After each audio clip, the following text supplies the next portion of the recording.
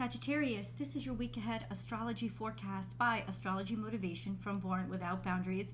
In these weekly videos, I review the major planetary aspects and transits and let you know how they are aspecting your natal sun and what that means for your bottom line.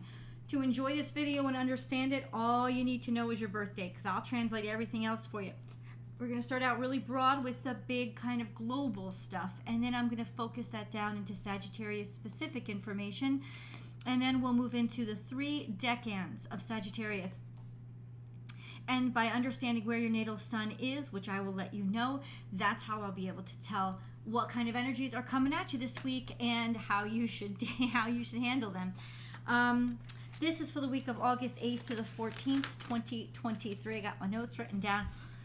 Let's start with the big stuff. The big stuff this week is, once again, there's no major transits, but there are some pretty impactful aspects. Some of them started last week, but some of them will solidify this week. The one that concerns me the most, honestly, is going to be starting to feel it by the 10th, definitely the 12th. By the end of this week on the 14th, officially, Mars and Neptune are going to be conjunct. This is big because it causes very sort of... it's very rough. It's just rough energy. It's an energy of ultimate inadequacy and jumping to conclusions and exaggerating based on fantasy, based on not knowing the truth or being lost in your fantasy, or yeah, it's almost like overcompensating, acting on your inadequacies. Now, I'm not saying that you yourselves are going to be dealing with that, but that's going to be in the air.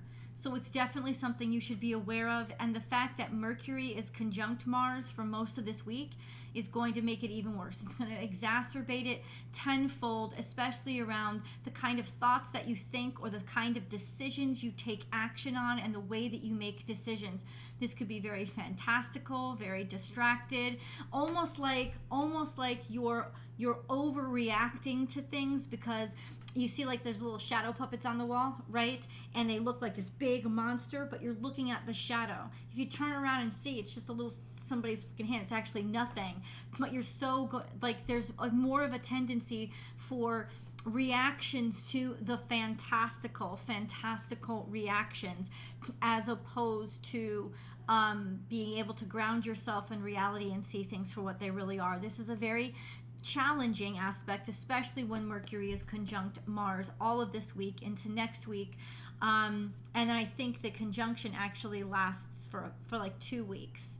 So it's a challenging energy to have, especially since Mars and Mercury this week are going to be trying to Jupiter, which basically makes everything more intense and can really lead to a sense of things blowing up. We do have Venus and the Sun conjuncting this week. They are trying to Chiron, so that actually gives me some really nice hope, like positive hope that we're healing our sense of self and our sense of self-worth. We're also, however, the Sun conjunct Venus is square to Uranus, and Uranus says, but we want to change. We want to make changes to who we are. We're starting to see odd things and be more attracted to them. The Sun conjunct Venus is a very romantic energy. It's very kind of diva-esque. It wants to be seen and it wants its sensuality right out there. So that square to Uranus can get a lot of people into mixed up love matches. Let's put it that way. That could definitely be in the air right now. As well as seeing value in places that we've never seen before, including aspects of ourself, which can be healing in and of itself as well. But the things that end up going on when Venus is square to Uranus only usually lasts while that square lasts, and that square will be gone, I think, by the time Venus comes out of retrograde. No, before that, in about a week, maybe week and a half. So, because Venus comes out of retrograde on September 4th. So, yeah, we've got like another week, 2 weeks for this energy to actually leave us alone. Let's put it that way. So it can be quite mischievous and quite confusing, as well as surprising. What else do we have? That's pretty much it for the big stuff this week that I wanted to go over. Let's go into Sagittarius specific information. So how do I know that? How do I get to that? Well, I look at what's going on in the zodiac sign of Sagittarius, which I'll handle that right now. It's nothing. There's nothing going on. There's no major planetary aspects or transits in Sagittarius, but which means there's really nothing conjuncting your natal suns right now. But with Jupiter, your ruling dignitary, there's a lot of interactions. Jupiter is heavily active, and you'll see that this will kind of season and sprinkle the flavoring of your life right now. So Jupiter is in Taurus at 14 degrees. It'll stay at 14 degrees, which means it's not moving as fast. It's slowing down. We should pay attention to that.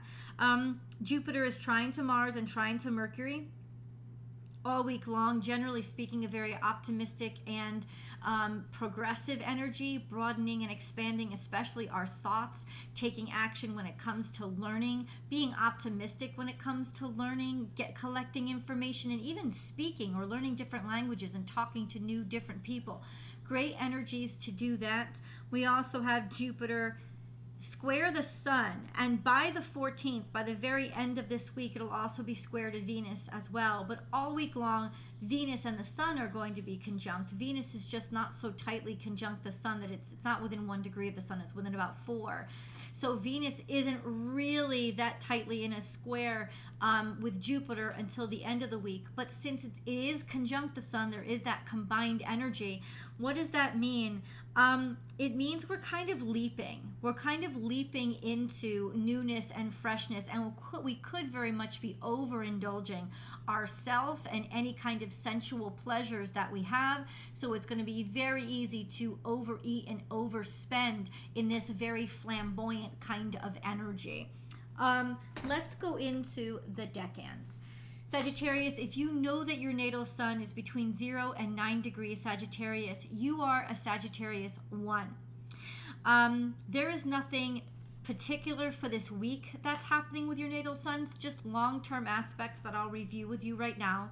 We have a sextile to Pluto, which means opportunities to grow, expand, and change, dynamic changes that are happening inside of you that you are welcoming and will open up opportunities for you, as well as people seeing you as a source for change and opportunity itself. This is a very powerful, benefic energy that just gives your sense of who you are a lot of gravitas and will help people take you a lot more seriously, and you'll be able to be more psychically in tuned so that you can understand situations better. This is just a beautiful time to get out there and make major changes to yourself and your life, because you will love them. You will love the way they turn out.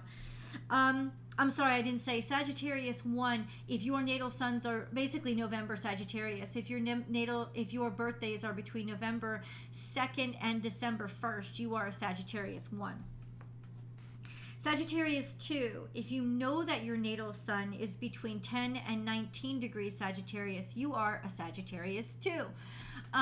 This correlates to Sagittarian birthdays between December 2nd and the 11th. So right there, mid-Sagittarius season. Your natal suns are in a long-term trine to Chiron, which means there's a lot of healing, especially physical healing. But there's that sense of tranquility, or maybe even physical healing from the tough, hurtful, painful stuff that you've been through in your life. And that's long term. It's not just this year. It's been for the last couple of years. It'll be for 2 more. So there's just this sense of this time in your life is for healing those challenges and learning from that suffering and being able to help yourself be at peace because of it. It could even mean physical healing because Chiron is in Aries. We have longer term quincunx to Jupiter. It's not going to be for as long as the trine to Chiron, but the quincunx to Jupiter is just sort of agitating your natal sun to want more, to want to grow faster, to push beyond. That can actually be helpful energy as long as you use it as inspiration. But this week, through the 12th, your natal suns are trine to the current sun. This means peace and harmony within the sense of self, as well as fluency in how you view yourself, who you think you are, being happy to be seen. This is a naturally radiant time for you where you'll have a lot of confidence. But there's also a square to Mercury. And square to Mercury, especially with Mercury in its shadow period now, can cause a lot of disruption when it comes to technical stuff. It's like your own little mini Mercury retrograde, only Mercury's not in retrograde yet. But misunderstood communications, apps being down, all that kind of crazy stuff. So it's not the best time to sign up for something new or sign important paperwork or anything like that. It's just, it's not. So it's best to put it all on the back burner and go a little slower when it comes to any kind of communications, information, or learning, because it might take a little bit longer to read things correctly. Just an FYI. Let's go on to Sagittarius 3s. So Sagittarius 3, if you know that your natal sun is between 20 and 29 degrees Sagittarius, you are a Sagittarius 3.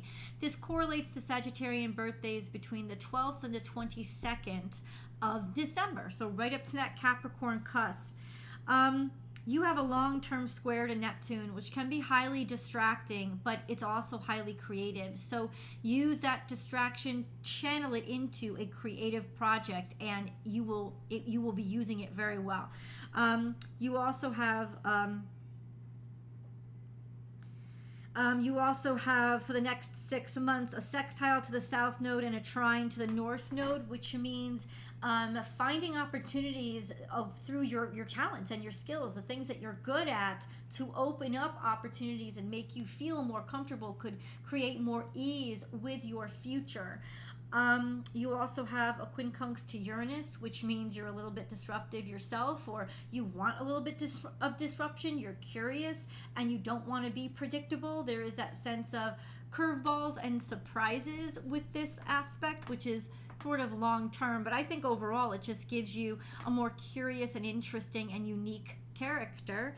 And then we have a trine to Venus. By the end of the week, by the 12th, you'll also have a trine to Venus conjunct the sun. So let's talk about that. By the end of the week, things are especially optimistic. So especially by the 12th, all week long, your natal suns are trine to Venus. This gives you a grace about who you are, an allure, a sensuality. Could be a great time to be romantic, great time to date, great time to get your checkbook balanced and smooth out any hard financial situations.